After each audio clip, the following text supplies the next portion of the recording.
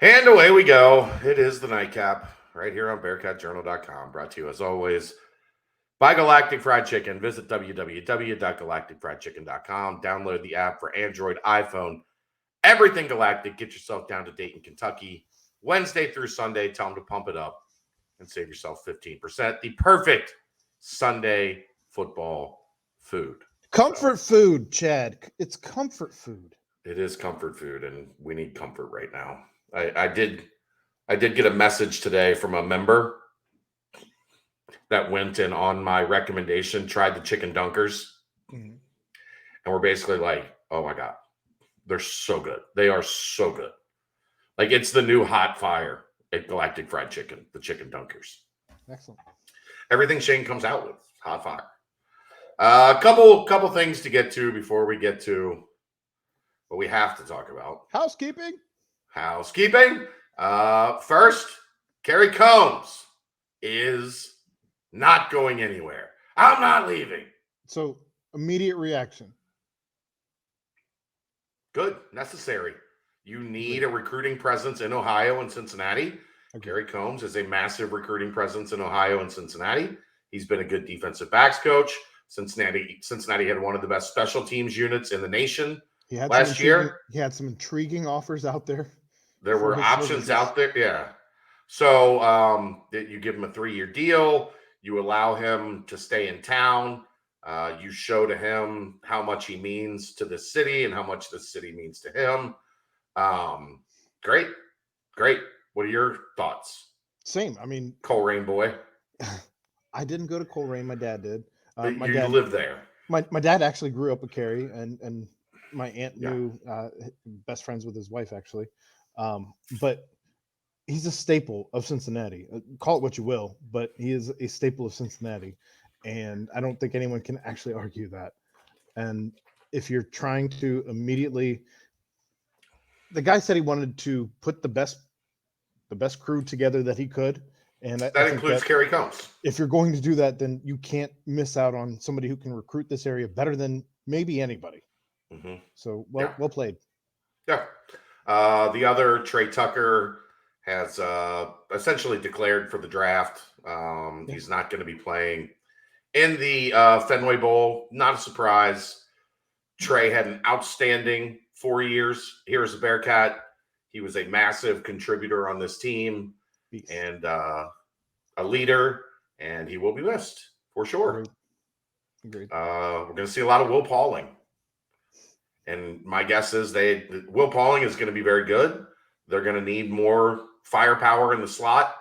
Jojo Bermudez left. They don't have much behind Will Pauling at that position. So going to have to hit the portal there and see if maybe you can find a freshman wide receiver to come in as well. Until he's gone, where do you slot Drew Donnelly? He's an outside guy. So you got outside guys coming in if we look at the roster as currently put together, you got Quincy, you got Marcus Peterson, Chris Scott. Yeah. Drew Donnelly. Blue. If he wanted another year, Blue has another year. He'd be like 28. He was so happy. He was so happy Thursday. It's not a knock on Blue. I mean, I love Blue, and I hope that he actually I hope he has the game of his entire career in Fenway. The shackles are off, he told us. Okay. It's about to be the Blue Smith show. Okay. So yeah, Trey going to the draft, and then if you're looking for content on the big official visit weekend, there's actually two. I explained this on Bearcat Journal. They're doing one Friday and Saturday. And separately? Yes, they're doing one Friday and Saturday, and then they're doing another official visit weekend Sunday and Monday. Okay. So they're bringing in two different sets of visitors. So we have a ton of information on the first set up on Bearcat Journal now.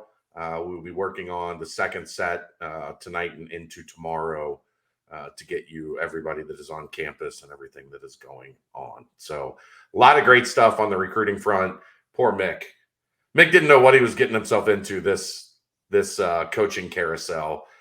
because he's been busting his ass on the UC side, and then UC hires Satterfield, which causes Louisville to hire Jeff Brom.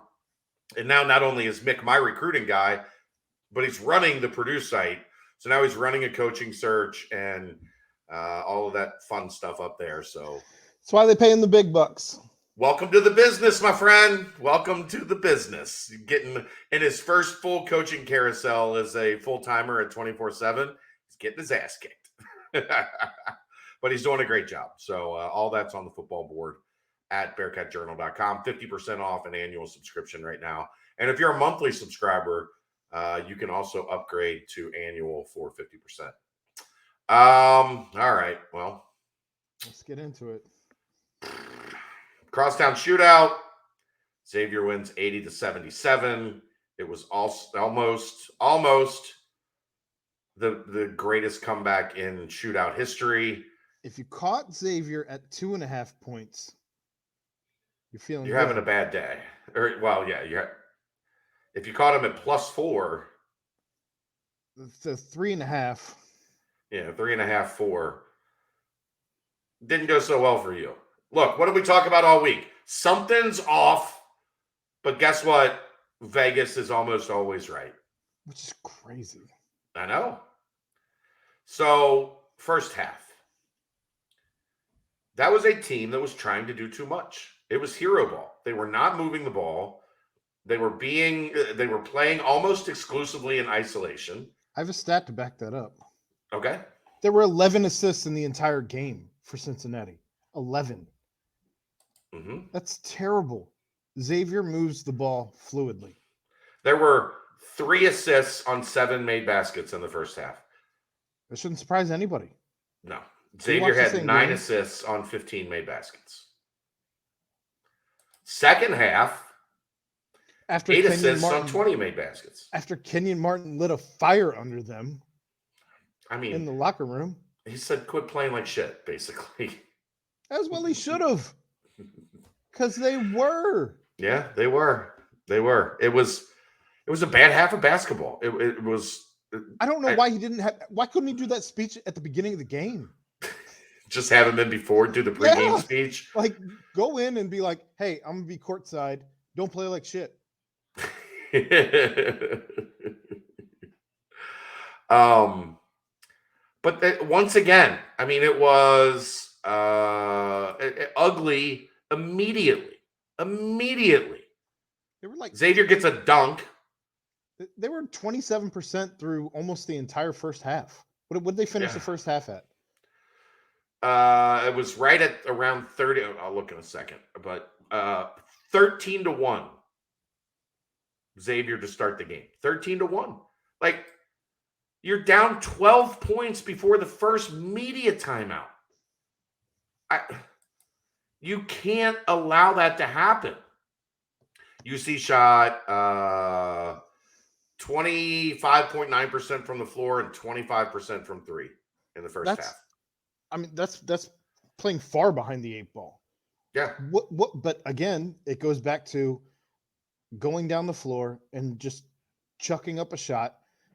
Largely, you had at one point early on. I know I saw this when I was looking at stats early on in the game. I was actually commuting the first half. I'm in Indianapolis right now, visiting my sister for my nephew's birthday, his first birthday, tomorrow. But Davenport started off 1 of 6, 1 of 4 from 3, and DDJ started off 1 of 6 and 1 of 1 from 3. So you had Davenport missing 5 open looks within the arc. Open is sure not the right wording. Arguable, but if you're going to take those shots, you either have to like make them worth your while. I watched the game. I was in the passenger seat. I was watching the game, as opposed to driving. It was a lot of like, look, and this is the problem with JD. There are too many times that as soon as the ball touches his hand, no matter what happens, he's going to get a shot off. And you can't play good offense if you have a guy that's going to do that. Like, Aaron, first shot of the second half. Ball move. Bing, bing, bing. Wide open JD, catch and shoot. Nailed it. Yeah. That didn't happen the entire first half. Maybe once. I literally brought that up, I feel like it was a week ago or so, where he needs to get back to catch and shoot JD as opposed to just I shoot every time I touch the ball, JD. Yeah. What he's doing at this point in time, and I know it comes from a place of trying to help the team. I don't think it's knowing JD, I genuinely don't think it's from a place of selfishness. He tried to put the team on his back and it didn't work. He tried to say, this is the Crosstown Shootout and I'm going to be the man. The moment was too big for him, I think. I saw somebody tweet that. I won't actually take credit for it, but I would agree that I think that the moment was potentially too big for him. I think he makes it that way because, like, if one or two of those shots goes down, it could be entirely different. But when he starts missing, he makes it worse by then just turning the volume up. Doubling down. Right. Instead of turning the volume down, like we talked about Vegas, JD's rhythm on offense is like, that's why people go broke in Vegas. Well, and he also had like the one opportunity where he had a terrible pass in the corner in the second half. I don't remember who it was to, but I believe it was Kunkel who ended up with the steal. Oh, that's one of the worst passes I've ever seen. It was horrendous. Absolutely. There was one defender in between him and the guy who was supposed to catch the ball. Like he was going to float it over Kunkel's head. Like horrendous. He had another disastrous. Several lapses as he was down low against Fremantle, where he was trying to jump the ball, jump the route, if you will. And he was playing in front of him on defense, and you're 5 inches shorter than him. Like, they're just going to throw the ball over you for a dunk. Yeah.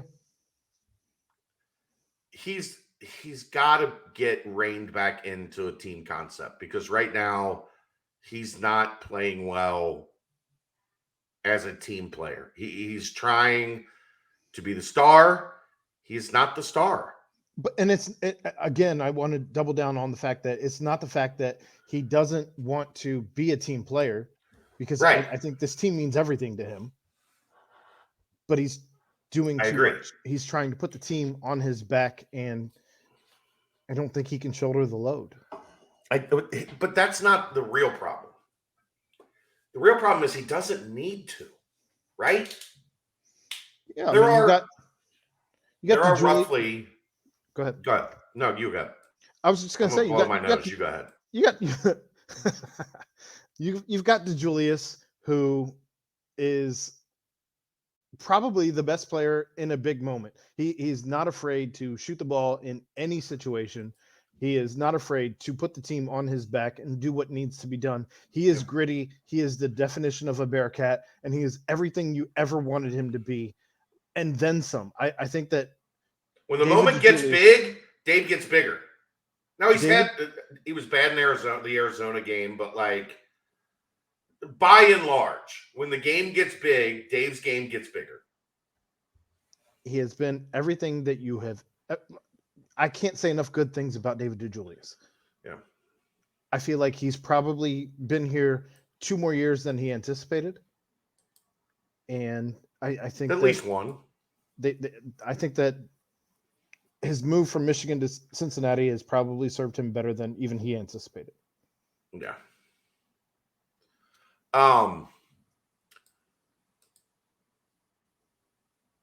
They came out in the second half with purpose. Sure. It almost became the Odio Guama game. Almost. He played look, that was, you talk about adjustments, and Wes. Here's the one thing I do want to say about people. Why didn't we see this in the first half? I think the problem in the first half was Vic was in foul trouble. So Vic only played 7 minutes in the first half. So Odie had to play 13 minutes at the 5. And I don't think you had really the chance to mix them up in the first half where the two of them were playing together like we saw in the second half. Now, I also want to say, let's dial back a little bit on the Odie. The answer to fix everything that ails this team is playing Odie at the 4. That was something that was at least very specific to Xavier because they played Nunji and Fremantle together a ton. And you need, go look at what we saw with Davenport trying to guard Fremantle. You need 2 bigs in the game to play them, or else they are going to throw it inside over and over and over. At least when Fremantle and Nunji are both on the floor, sure. Yeah. They're on the floor a lot together. Agreed. Not all the time, but they're on the floor a lot together. Agreed. So for the people wondering, why didn't we see more Odie at the 4 in the first half? Why did JD play so much? A good portion of that was because Vic was in foul trouble. Is it time? Is it time though to turn down Davenport's minutes to? 18, if he's not 15? going to,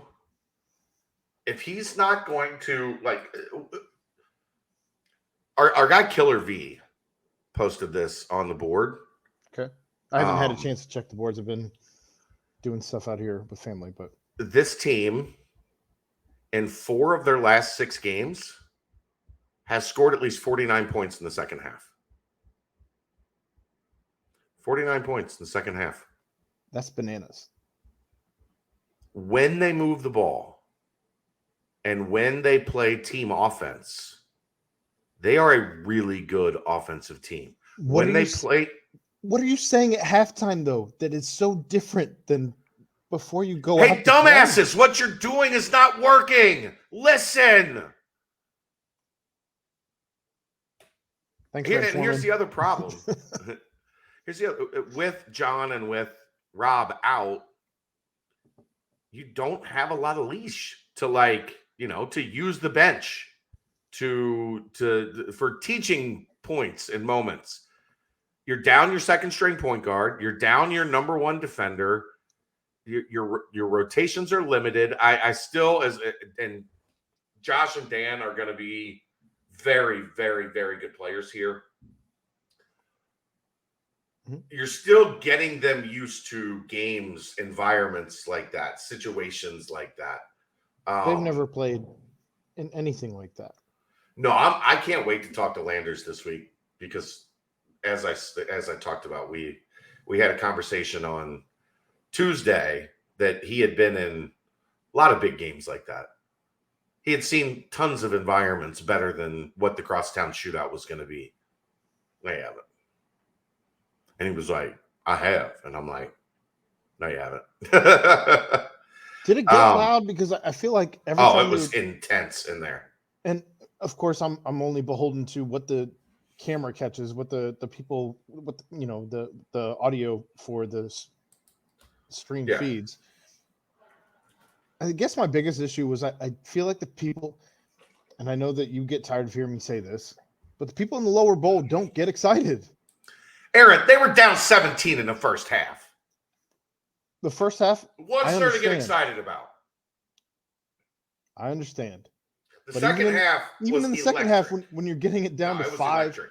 All right. It was electric. All right. It was electric. Landers comes down the lane, dunks, gets and 1. Like that place lost its shit. It was very high level in the second half. I would argue Oguama's dunk might have been even bigger, getting it down to 3. And they lost their shit then too. And then you gave up 8 points and you're down 11.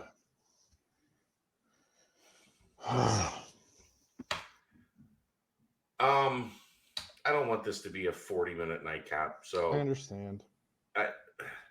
I commend them for the effort in the second half. Last thing I want to talk about before we put a whole cap on this. Okay. We ready to talk about who the second best player on this team is? It's Victor Locken. It's not close. I don't think it's close. Well, behind who? Who's number 1? Dave. Okay. Landers is the most talented player on this roster. He has played like the 3rd best player on this team to date. He's not elevating his game in the situations that he could be raising his stock. Yeah. Victor Locken's the 2nd best player on this team. 2nd most impactful player, 2nd best player, 2nd most important player. I'm even Like, ready to crown him the most emotional player over Jeremiah Davenport because you could Vic's, tell that this game meant the world to him. yeah. Well, And he he wore felt terrible for the foul. Mhm.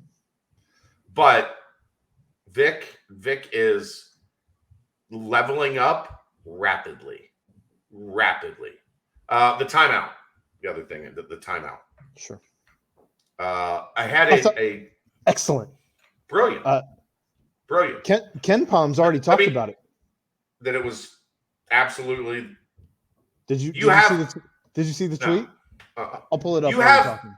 You have a 0% chance if you don't do that. 0%. If you do it, you got like a 3% chance.